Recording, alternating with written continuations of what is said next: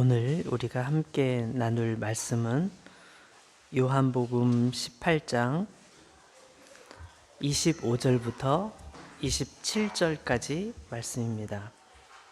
요한복음 18장 25절부터 27절까지. 시몬 베드로가 서서 불을 쬐더니 사람들이 묻되 너도 그 제자 중 하나가 아니냐? 베드로가 부인하여 이르되 나는 아니라 하니 대제사장의 종 하나는 베드로에게 귀를 잘린 사람의 친척이라 이르되 내가 그 사람과 함께 동산에 있는 것을 내가 보지 아니하였느냐? 이에 베드로가 또 부인하니 곧 닭이 울더라. 아멘. 근대 프랑스가 낳은 가장 위대한 수도자 이런 명칭을 붙이는 사람 중에 샤를르 드 푸코라는 사람이 있습니다. 1858년도 스트라스부르에서 태어났다고 해요. 당시는 프랑스가 그 카톨릭 국가였기 때문에 태어나자마자 그리스도인이 됐어요. 근데 참 불행하게도 그 인생 가운데 어렸을 때 부모님이 다 돌아가시게 됩니다. 양쪽 부모님이 다 돌아가시면서 신앙도 잃어버리게 됐습니다. 그 당시에는 성공하는 게 그 군대에 가서 장교가 돼서 그쪽으로 진출하는 게 아마 출세의 길이었는가 봐요. 이 샤를르 드 푸코도 육군사관학교에 진학해서 장교가 되었습니다. 북아프리카에 그때 마침 반란이 일어나가지고 반란군을 진압하기 위해서 출동을 했는데 이제 상관이 반란군을 사살하라 명령했을 거 아니에요. 그래서 총을 들고 앞에 오는 반란군을 총으로 쏴 죽이는데 너무 힘든 거예요. 내가 어떻게 내 손으로 사람을 죽일 수가 있는가? 너무 회의가 찾아왔어요. 안 되겠다. 참 이게 뭐냐, 이게 인생이라는 게 뭐냐? 나 이거 못하겠다. 그래서 군대를 떠나서 학자로 살기로 결정을 합니다. 그래서 학자로서의 삶을 연구하고 또 이렇게 사회를 이렇게 파악하고 그러는 중에 모로코를 여행하게 됐대요. 모로코에 갔는데 지금도 모로코에 가면 그 이슬람 국가라서 이슬람 국가 모습들이 보이잖아요. 그런 특징들이 있잖아요. 근데 이 푸코도 역시 마찬가지로 그 이슬람 국가에 가가지고 그들이 가지고 있는 이슬람 신앙, 사람들이 정말 열심히 신앙생활하는 모습을 보면서 너무 큰 충격을 받은 거예요.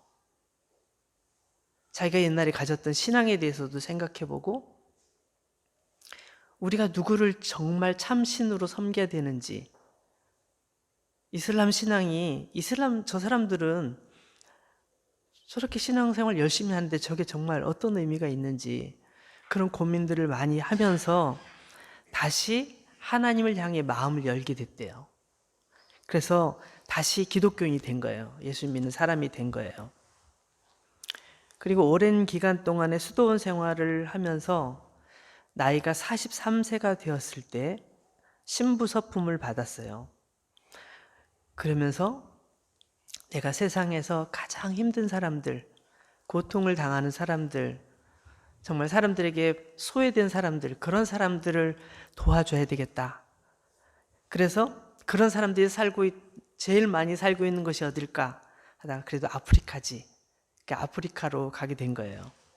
사하라 사막 근처에 있는 한 마을에 들어가서 거기에 있는 사람들을 돌보고 또 돌보고 가르치고 그걸 너무 행복하게 생각했는데 어느 날 그 토착민, 그 원주민 중에 어떤 사람이 총을 쐈나 봐요. 그래서 그 총에 죽게 됐는데 그 죽게 된 15년, 그러니까 죽기 전 15년 기간 동안 그곳에서 그 원주민들과 함께 지내면서 하나님 말씀도 전하고 사람들을 돕고 그랬다고 합니다. 근데 이 푸코가 어느 날 그 나무를 보면서 큰 깨달음을 얻었대요. 나무를 이렇게 보고 있으니까 나무에서 낙엽이 떨어지잖아요. 낙엽이 우슬우슬 떨어지는데 그렇게 떨어져 가는 그 나뭇잎에 대해서 나무는 아무런 염려를 하지 않는 것처럼 느껴진 거예요.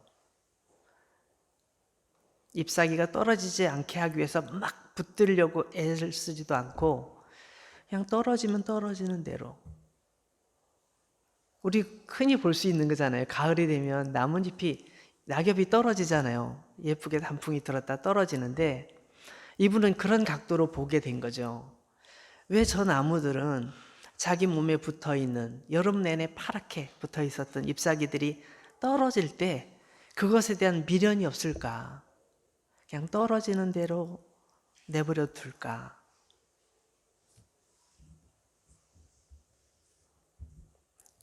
제가 그 기록한 글에는 이렇게 나와 있어요.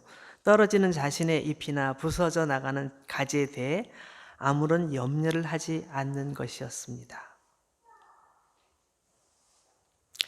어떤 상황 속에서도 그저 조용히 있을 뿐이었습니다. 이것이 굉장히 그에게는 큰 충격이었다는 거예요. 전능하신 창조주 하나님을 믿는다는 사람들이 떨어져가는 재물, 떨어져가는 명예, 내 몸에서 사라지는 건강, 이런 문제를 대할 때, 심지어는 생명에 관한 부분 대할 때 왜 사람들은 염려하고 절망할까? 정말 우리 보기엔 하찮아 보이는 저런 나무조차도 자기 몸에서 이뤄지는 것에 대해서 그렇게 막 조바심을 갖거나 그러지 않는데 왜 사람들은 그렇게 해야만 할까? 그래서 그는 어떤 상황 속에서도 하나님을 믿는 믿음으로 근심하거나 탄식하지 말아야 되겠다. 나무를 보면서 그렇게 묵상을 했다고 합니다. 그리고 그런 가운데 그분이 한 말 중에 이런 말이 있더라고요. 하나님을 믿는 자에게 가장 어려운 것이 무엇일까? 하나님을 믿는 사람, 여러분 대답을 한번 마음속으로 해보세요. 하나님을 믿는 사람에게 있어서 가장 어려운 게 뭘까? 푸코의 답변은 이래요. 하나님을 믿는 자에게 가장 어려운 것은 하나님을 믿는 것입니다. 동의하십니까? 하나님을 믿는 자에게 가장 어려운 것은 하나님을 믿는 것이래요. 그리고 또 이렇게 말했습니다. 하나님을 믿는 자에게 가장 부족한 것이 있다면 뭘까요? 하나님을 향한 신앙, 믿음, 가장 부족하다.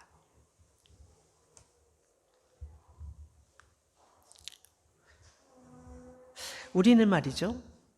하나님을 잘 믿는다고, 잘 믿겠다고 다짐하고, 특히 이렇게 믿음을 가진 사람들끼리 모였을 때는 누가 더 믿음이 좋은지 막 그거에 대해서 저 사람 참 믿음이 좋은데 나는 왜 이렇게 믿음이 없지? 내가 그래도 좀 교회도 오래 다녔으니까 내가 조금 더 신앙에 도움을 줄 수 있어 막 이런 생각.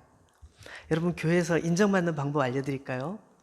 일단 말을 많이 안 하면 인정받아요. 말 안 하고 표정을 부드럽게 이렇게 하면 신앙이 되게 좋아. 되게 착해. 마음이 따뜻해. 그러니까 여러분 그렇게 하면 돼요. 알았죠?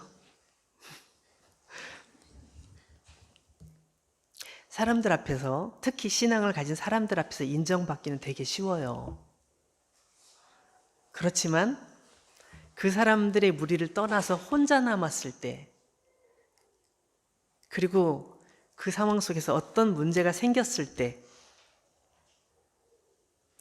그래서 한국에서 유학을 프랑스로 와서 공부하는 우리 유학생들 중에 그런 충격을 많이 받는 것 같아요. 가끔 보면 한국에서는 막 많은 그 청년부, 많은 교회 분들하고 막 이렇게 어울리다가 여기 왔는데 항상 집에 오면 혼자, 그리고 만날 사람도 극히 제한돼 있고, 그러니까 늘 혼자, 외로워, 늘 힘들어, 이런 생각만 굉장히 많이 들고, 그러면서 이런 상황에서 하나님은 어디 계신지에 대한 고민을 좀 더 많이 하는 것 같아요. 그래서 저는 이런 부분에 대해서 굉장히 좋은 시간이다, 굉장히 의미 있는 시간이다. 왜냐하면 자기 자신이 그동안 얼마나 많은 허상 속에서 자기가 믿음이 얼마나 많은지에 대해서 늘 잘못된 그 생각을 가지고 있었는데, 자기 자신을 더 차갑게 바라볼 수 있는 기간이기 때문에 너무 좋은 시간이다, 오히려 더 좋은 기간이다, 저는 그렇게 얘기를 하곤 합니다. 우리가 정말 하나님을 잘 믿는 사람인지 아닌지 평소에는 잘 판가름이 나지 않습니다. 결정적인 때에 드러나죠. 내 건강이 위험하다는 것을 알았을 때, 내가 갑자기 내가 가진 재물 어떤 것들이 사라졌을 때, 내가 사랑했던 사람이 갑자기 내 곁을 떠나갔을 때, 내가 꿈꿔왔던 모든 것이 순간 다 물거품이 되어버렸을 때, 바로 그 순간에도 우리가 하나님을 전폭적으로 신뢰하고 그분께 감사할 수 있다면 우리는 정말 하나님을 믿는 사람입니다. 그러나 가장 결정적일 때, 가장 중요한 순간에, 가장 믿음이 필요할 때 예수 그리스도가 아닌 것을 선택한다면 우리는 아직 참된 그리스도인이 아닙니다. 주님의 제자였던 베드로가 예수님께서 잡히시기 전에 예수님께 어떤 말을 했는지 성경은 생생하게 말해주죠. 예수님께서 어디를 가시든지 저는 예수님과 함께 갈 것이고, 예수님께서 위험에 처하시면 제가 맡겠습니다. 다른 사람들이 다 예수님을 버리고 도망쳐도 나는 결코 그러지 않겠습니다. 거기 예수님의 다른 제자 11명이 지켜보고 있었습니다. 이 11명, 이 12명 제자 중에 그래도 내가 제일 주님을 열심히 따라다니고 주님 말씀에 순종했고 제가 믿음 제일 많고 그렇지 않습니까? 그러니 제가 책임지고 예수님을 보호하겠습니다, 이렇게 큰 소리를 치던 사람이 베드로였단 말이죠. 그렇지만 예수님께서 체포되신 후에는 어떻게 되었어요? 오늘은 그때 베드로의 모습을 우리가 살펴보려고 하는 거예요. 그러면서 동시에 우리가 어떻게 예수님을 따라가고 있는지, 우리의 모습은 어떤지 같이 생각해 보려고 합니다. 우리 12절 말씀부터, 요한복음 18장 12절 말씀부터 한번 자세히 보도록 하겠습니다. 12절부터 보시면 예수님께서 체포되신 후에 이야기가 나오고 있는데요. 이에 군대와 천부장과 유대인의 아랫사람들이 예수를 잡아 결박하여 먼저 안나스에게로 끌고 가니 안나스는 그해 대제사장인 가야바의 장인이라. 가야바는 유대인들에게 한 사람이 백성을 위하여 죽는 것이 유익하다고 권고하던 자로라. 예수님께서 겟세마네 동산에서 체포되신 그 상황 속에서 로마 군인들과 유대인의 아랫사람들이 같이 와서 예수님을 체포했죠. 예수님을 끌고 갑니다. 제일 먼저 예수님을 끌고 간 곳이 어디라고요? 여기 보니까 안나스라는 사람에게, 이 성경에 나오는 이 안나스는 원래 대제사장이었어요. 원래 대제사장은 딱 한 명밖에 없습니다. 딱 한 명만 있어요. 그 사람이 죽어야만 다음 제사장이 대제사장이 되는 거예요. 안나스가 대제사장이었습니다. 근데 AD 16년경에 그 당시 총독에게 잘려요. 더 이상 그만, 더 이상 못해. 아마 무슨 비리를 저질렀나요? 정확하게 모르겠지만 잘립니다. 그리고 그 대신 그 아들이 대제사장이 돼요. 근데 몇 년 못해요. 그리고 딱 밀려나고 그 다음에 그 가야바라는 사위가 대제사장이 돼요. 원래는 아들 이렇게 내려가는 건데 아들이 잘렸으니까 사위가 됐는가 봐요. 어쨌든 가야바라는 사위가 돼요. 근데 사위가 됐지만 자기가 내가 아직도 살아있는데, 내가 비록 그 총독에게 잘리긴 했지만 내가 아직도 살아있는데 내가 할 말 못해? 약간 그런 분위기죠. 그러니까 이 자기의 권력을 막 과시하는 거예요. 그래서 가야바가 대제사장으로 있는데도 불구하고 자기 사위니까 넌 좀 있어, 내가 할게. 그래가지고 예수님을 그쪽으로 끌고 간 거죠. 근데 그때 베드로가 예수님을 따라갑니다. 15절 말씀을 보시면 15절, 시몬 베드로와 또 다른 제자 한 사람이 예수를 따르니 이 제자는 대제사장과 아는 사람이라 예수와 함께 대제사장의 집들에 들어가고 베드로는 문 밖에 서 있는지라.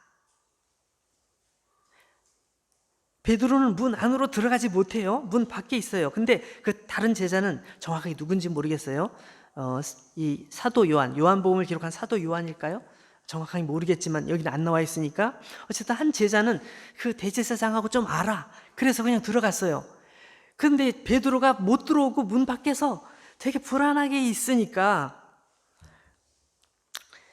대제사장을 아는 다른 제자가 나가서 문 지키는 여자에게 말하여 베드로를 데리고 들어오니, 그 다른 제자가 베드로 거기 그 여자분, 거기 그 문 지킨 여자한테 그분도 들어오라고 하세요. 이렇게 딱 얘기한 거죠. 그런 상황이에요. 그랬더니 17절에 문 지키는 여종이 베드로에게 말하되 너도 이 사람의 제자 중 하나가 아니냐. 어떤 상황이냐면 그 다른 제자가 들어오라고, 그분도 들어오라고 하세요. 근데 같이 오신 분이에요? 이렇게 들어가라고 얘기한 거예요. 같이 오신 분이군요. 그랬더니 아니 보세요. 그가 말하되 나는 아니라. 아니 그렇게 반응할 필요 없었거든요. 필요 없었어요. 그냥 그냥 이렇게 들어가도 되는데 갑자기 나는 아니다 라고 말을 해요. 예수님과 이렇게 엮이는 것을 싫어하는 분위기예요. 사실 이 표현에서 이 여자는 되게 가볍게 물어본 거예요. 그렇게까지 심각하게 물어본 게 아니에요. 왜냐하면 베드로에 대해서 잘 모르고 예수님에 대해서 잘 모르는, 직접적으로 이 베드로와 아무런 관련이 없는 사람이기 때문에 그냥 들어가게 하면서 그렇게 말한 거예요. 문을 지키면서. 근데 베드로가 심각하게 그걸 받아들인 거죠. 다 주님을 버릴지라도 나는 절대로 주님을 버리지 않겠습니다 했던 그런 그 모습은 다 어디로 가고, 이렇게까지 해야 되나 이런 생각이 들어요. 근데 두 번째 25절로 가보면 두 번째 베드로가 부인하는 얘기가 나오는데요. 시몬 베드로가 서서 불을 쬐더니 사람들이 묻되 너도 그 제자 중 하나가 아니냐. 베드로가 부인하여 이르되 나는 아니라. 여기는 한 명의 사람이 아니라 여러 명의 사람들이 불을 같이 쬐고 있었습니다. 조금 전에 한 명이었어요. 별로 관심이 없는 사람이기도 했어요. 근데 여기는 여러 사람들은 베드로를 본 적이 있는 사람이 있는 거예요. 그때 예수님 설교하실 때 그때 거기 앞에 있었던 사람 아닙니까? 그때 그 보리떡 그 5개 물고기 2마리 막 나눠줄 때 그때 나눠주지 않았어요? 내가 본 것 같은데? 이렇게 하는 거예요. 사람들이 이 베드로에 대해서 인식이 있어요. 당신 나 본 적 있는 것 같은데? 아니야? 이렇게 말을 하는 거죠. 근데 여기서도 뭐예요? 베드로가 부인하여 이르되 나는 아니라. 난 아니야. 난 아니야. 자꾸 나를 엮지 마. 왜 날 엮는 거야? 나 몰라. 라고 말하는 거죠. 여러 사람이 물었을 때 더 강력하게 반응을 하는 거예요. 내가 죽을지언정 주를 위해, 내가 죽을지언정 주와 함께, 내가 죽을지언정 주님을 영원히, 믿음의 사람들이 있을 때는 그런 말을 막 했었는데 정작 주변에 믿음의 사람들이 아닌 세상 사람들, 예수님을 제대로 모르는 사람들, 오히려 예수님을 죽이는데 가담한 그런 사람들이 있는 데서는 말을 못해요. 말을 못해.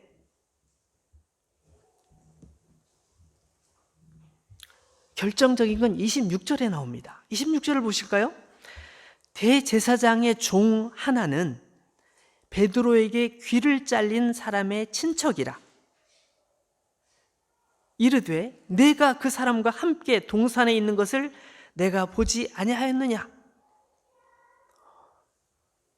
그러니까 이 얘기한 이 대제사장의 종은 예수님께서 체포되실 때 예수님을 체포하기 위한 체포조의 한 명이었던 거예요.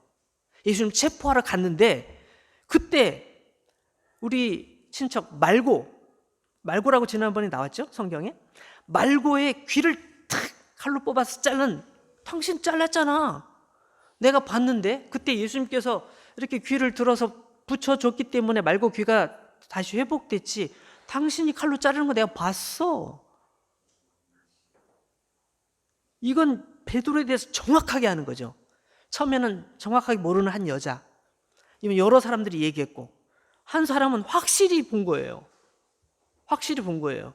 그리고 자기 친척하고 연관되어 있기 때문에 속으로 왜 우리 말고의 귀를 잘랐어? 너 나중에 따로 만나면 너 알아서 해. 뭐 이렇게 생각했을 수도 있겠죠. 그러니까 분명히 기억하는 거예요. 다시 읽어볼게요. 대제사장의 종 하나는 베드로에게 귀를 잘린 사람의 친척이라. 이르되 내가 그 사람과 함께 동산에 있는 것을 내가 봤잖아. 내가 봤잖아. 베드로는 역시 나는 아니야 라고 말하는데 어떻게 말해요? 27절. 이에 베드로가 또 부인하니 곧 닭이 울더라. 여기서는 되게 간단하게 했네요. 그냥 또 부인하니 이렇게만 말했어요. 근데 다른 데는 그렇지 않아요. 좀 이따 다시 찾아볼게요. 일단 세 번째 부인할 때, 세 번째 모른다고 말할 때 그때 무슨 소리가 들렸습니까? 닭 소리가 들렸어요. 닭 소리가. 이 닭 우는 소리를 듣고 베드로는 어떤 생각을 했을까요? 우리 성경 다른 곳을 한번 찾아보겠습니다. 요한복음 13장 38절. 우리 바로 앞에 있죠? 요한복음 13장 38절 말씀을 한번 찾아봐요. 그때 예수님께서 말씀하신 거예요. 예수님께서 대답하시되 13장 38절. 예수께서 대답하시되 내가 나를 위하여 내 목숨을 버리겠느냐? 내가 진짜 진실로 내게 말하겠는데 닭 울기 전에 내가 3번 나를 부인하리라. 네가 나를 모른다고 3번 말하게 될 거야. 네가 3번 말한 다음에 닭이 울 거야.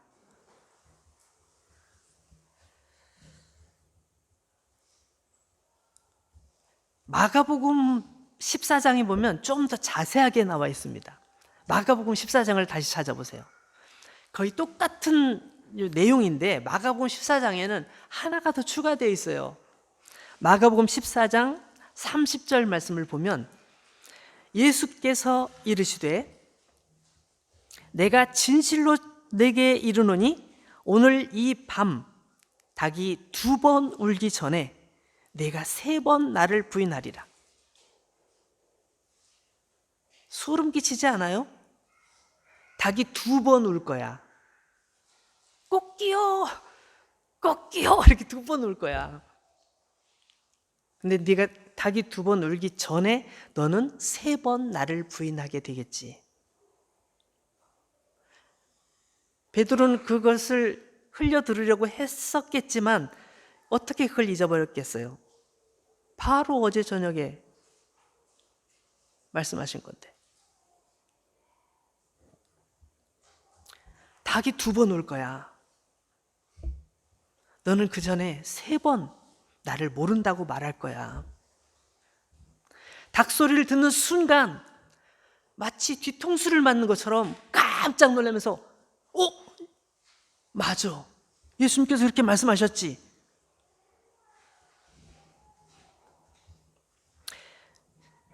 안타깝게도 우리 이 요한복음 18장 27절에 보면 그 닭이 울었을 때 베드로가 어떻게 행동했는지 안 나와 있어요. 그냥 이에 베드로가 또 부인하니 곧 닭이 울었다 정도만 나와 있어요. 다른 데 찾아봤더니 다른 데 나와 있어요. 베드로가 어떻게 했는지 한번 찾아보겠습니다. 마가복음 14장, 마가복음 14장이죠. 같은 14장 72절을 보세요. 72절을 보니까 이렇게 나와 있습니다. 닭이 곧 2번째 울더라. 2번째 울었대. 2번째. 진짜로 2번째 울었어. 2번째 울더라. 이에 베드로가 예수께서 자기에게 하신 말씀, 곧 닭이 2번 울기 전에 내가 3번 나를 부인하리라 하심이 기억되어 그 일을 생각하고 울었더라. 어떤 마음으로 울었을까요? 여러분이 만약에 베드로였다면 어떤 마음이 들었을까요? 내가 예수님 앞에서 그렇게 큰 소리 쳤는데, 내가 예수님을 믿는 사람들 앞에서 내가 제일 믿음 있는 사람인 것처럼 큰 소리 치고 선포했는데 자기 자신의 실체를 발견한 거죠. 내가 정말 믿음이 있는 사람이야? 내가 정말 예수님을 믿는 사람이야? 예수님을 따르는 사람이야? 맞아? 아니잖아. 나 이 뭐야?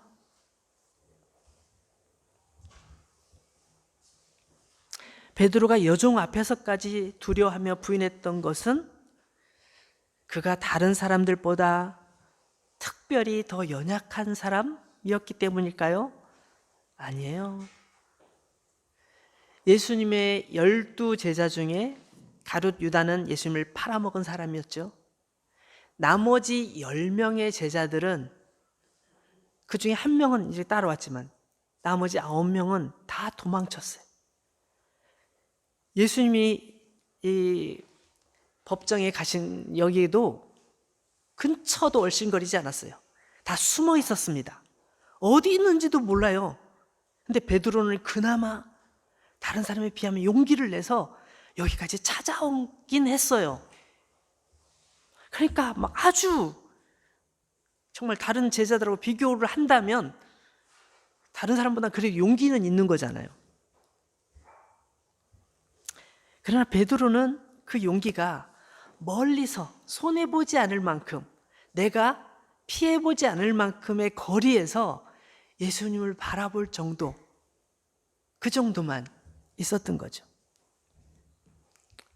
정말 아무런 힘없는 여종 앞에서도 난 몰라, 나 아니야. 사람들이 얘기하니까 나 아니라니까. 무슨 소리야. 당신이 우리 친척 귀를 잘랐잖아. 내가 봤어. 아니라니까.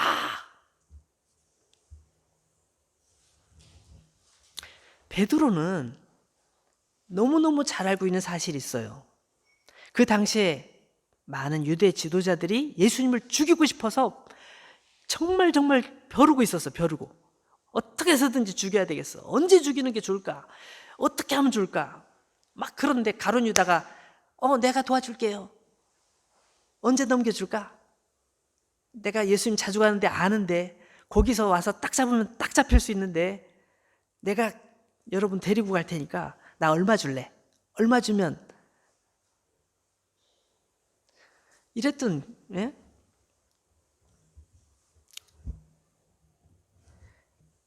그래서 예수님께서 이 어려운 상황에 처해서 끌려가실 때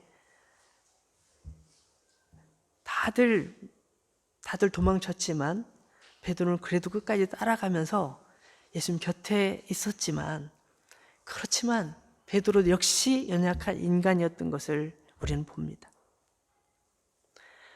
그 상황이 너무 두려워서, 그 상황이 너무 걱정이 되니까 예수님을 믿음을 고백할 수가 없었던 거예요. 사랑하는 여러분, 우리는 교회 올 때 무슨 마음으로 오나요? 설교를 들을 때 무슨 마음으로 설교를 듣나요? 오늘 나에게 뭔가 좀 힘이 되는 말씀을 듣고 싶어. 내가 정말 너무 힘이 빠져 있는데 좀 에너지를 충전할 수 있는 그런 얘기를 들었으면 좋겠어. 또 어떤 경우는 좀 재미있었으면 좋겠어. 최 목사님은 유머도 진짜 제대로 못해. 웃긴 얘기도 해도 웃기지도 않아. 좀 재미있는 얘기를 들었으면 좋겠어. 그럴 수도 있죠.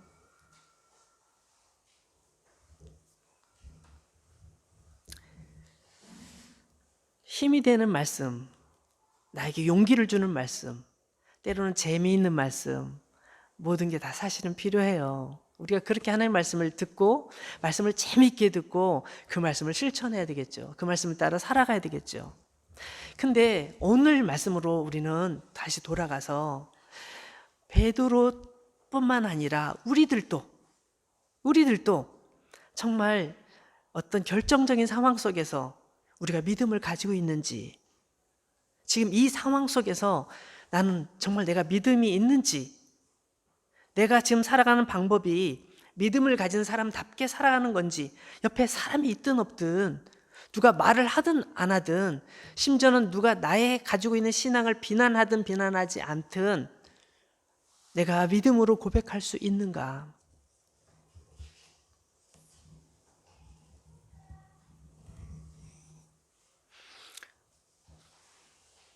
베드로도 처음에 무슨 얘기를 하는지 모르겠네요. 나 몰라요. 이렇게 얘기했지만 닭 우는 소리를 듣고 나서 자기 자신의 지금 현재 주소를 깨닫게 된 거예요. 나는 어떤 존재인가? 난 정말 믿음이 있는가? 여러분, 가룟 유다와 베드로를 비교할 때가 있습니다. 가룟 유다는 예수님을 팔아먹고 배신했죠. 그도 그것이 잘못된 걸 알고 있었어요. 나중에 후회하기도 했습니다. 그러나 그는 그 해결 방법을 나무에 목을 매다는 방법으로 해결했어요. 예수님께 대해서 너무 죄송했겠죠. 자기가 잘못한 걸 알았으니까 살아서 뭐하나 이렇게 생각했을 수도 있지요. 그렇지만 그건 좋은 방법이 아니었어요. 베드로는 닭 우는 소리를 듣고 엄청난 큰 충격을 받았어요. 그리고 나가서 혼자 울었습니다. 나의 믿음이 이것밖에 없었구나.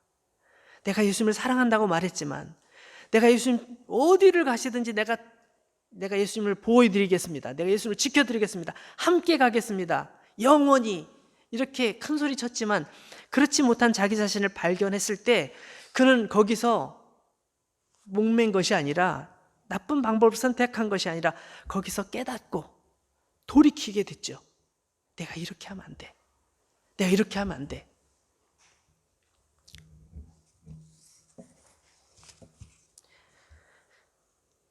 전해오는 이야기에 따르면 베드로는 십자가에 거꾸로 죽었다고 전해지고 있습니다.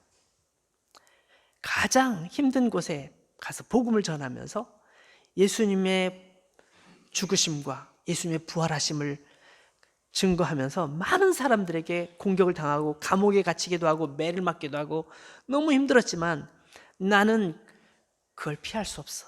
내가 예수님을 3번씩이나 부인한 사람인데 내가 그 상황으로 돌아갈 수는 없어. 난 예수님의 사랑을 전할 거야 하면서 인생을 살았던 거죠. 결국 그가 체포돼서 처형을 당하게 되었는데 예수님께서 십자가에 처형을 당하신 것처럼 너도 처형을 당하게 될 거야. 그렇게 얘기하니까 아이고 무서워. 그렇게 말한 것이 아니라 아닙니다. 저는 예수님처럼 죽을 자격이 없는 사람입니다. 저를 처형하신다면 저를 예수님처럼 예수님 닮은 모습으로 처형하지 마시고 저는 거꾸로 매달아 주십시오. 저는 그렇게 죽겠습니다. 그래서 베드로는 십자가에 거꾸로 처형을 당했다는 이야기가 전해져 오고 있습니다. 오늘날 우리가 십자가에 죽을 일은 없지요. 그러나 우리는 날마다 삶 속에서 우리가 예수님을 정말 믿고 있는지, 저는 저의 설교의 거의 90%는 예수님이 우리를 너무 사랑하신다는 것, 예수님께서 우리를 너무너무 사랑하시기 때문에 당신의 목숨까지도 주셨다는 걸 저는 매주 얘기합니다. 전 그것만 얘기하고 싶어요. 근데 그것을 깨달은 우리가 그래요, 계속 사랑해 주세요, 난 계속 사랑받을 거야, 이러는 게 아니라 그럼 나는 어떻게 살아야 되지? 그 사랑을 받은 사람은 그 사랑을 받은 사람으로서 나는 어떻게 살아야 되지? 이 고민을 해야 되는 게 우리의 삶의 모습이라는 것이죠. 우리가 어떻게 하면 베드로와 같은 실수를 반복하지 않을 수 있을까요? 이게 우리의 숙제인 거예요. 오늘 현실에서, 우리의 삶 속에서 어떻게 하면 예수님의 뒤를 따라갈 수 있을까? 예수님을 인정하고 고백할 수 있을까?